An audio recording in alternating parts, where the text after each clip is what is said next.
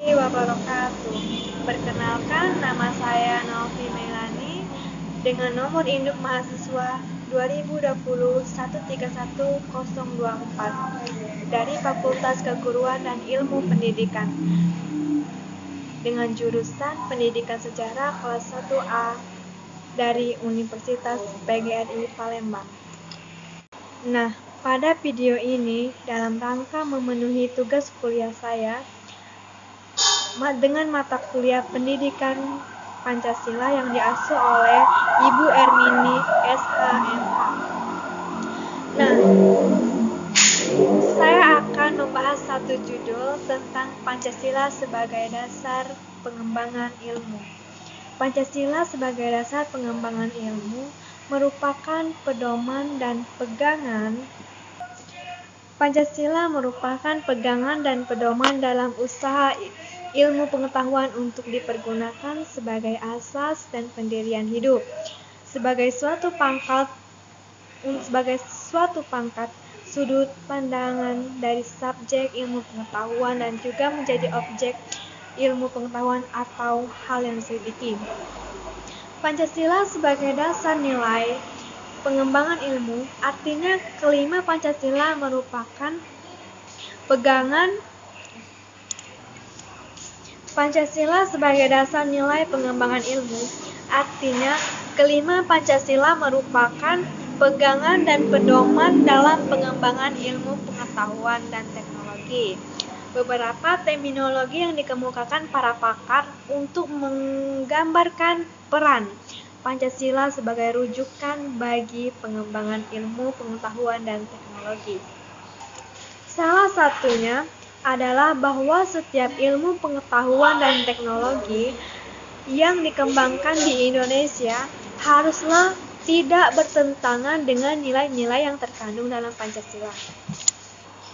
Seperti nilai ketuhanan sebagai dasar pengembangan ilmu. Ilmu pengetahuan harus tetap menjaga keseimbangan antara rasional dan irasional, keseimbangan antara akal, rasa, dan kehendak. Sila pertama menempatkan manusia di alam semesta, bukan sebagai pusatnya, melainkan sebagai bagian yang sistematik dari alam semesta yang diolahnya. Pancasila sebagai dasar pengembangan ilmu dalam mengamalkan komitmen etis ketuhanan ini, Pancasila harus didudukan secara proporsional, bahwa ia bukanlah agam yang berpretensi mengatur sistem keyakinan, sistem kepribadatan, sistem norma, dan identitas keagamaan dalam ranah privat dan ranah komunitas agama masing-masing. Yang kedua, nilai kemanusiaan sebagai dasar pengembangan ilmu. Nilai kemanusiaan yang adil dan beradab, seperti yang tercantum dalam sila kedua, mengandung arti kesadaran, sikap, dan perilaku sesuai dengan nilai-nilai norma dalam hidup bersama atas dasar tuntutan hati nurani masing-masing, dengan memperlakukan sesuatu hal dengan sebagaimana semestinya. Yang ketiga, nilai persatuan sebagai dasar pengembangan ilmu. Nilai persatuan ini memberikan kesadaran kepada bangsa Indonesia akan rasa nasionalisme bahwa bangsa Indonesia.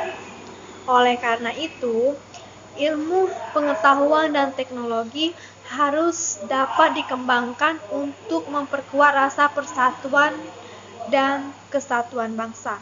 Pengembangan ilmu pengetahuan dan teknologi hendaknya diarahkan demi kesejahteraan umum manusia, termasuk di dalamnya kesejahteraan bangsa Indonesia dan rasa nasionalismenya.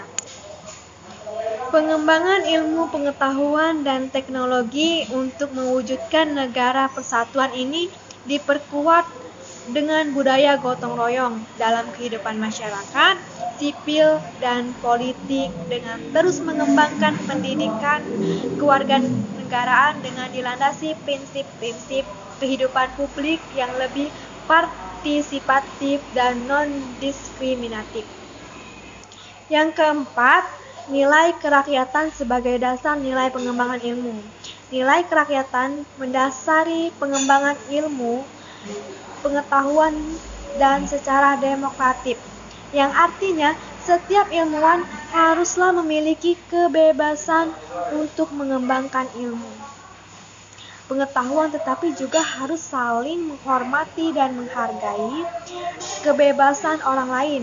Ilmu pengetahuan yang telah teruji kebenarannya harus dapat dipersembahkan untuk kepentingan masyarakat.